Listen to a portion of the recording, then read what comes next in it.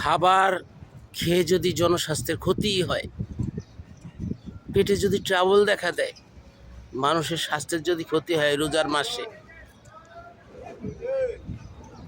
তাইলে এটা এই ধরনের খাবার বিক্রি করে এটা কিসের এবাদত? এবাদত বন্দিগি তো সবই শেষ।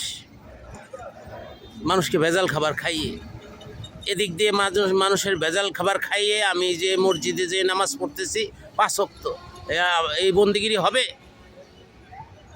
হবে না।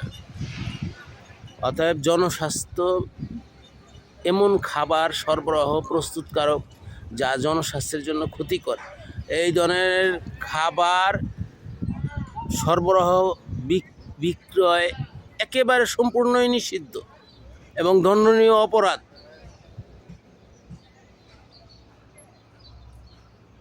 Safety foods United nation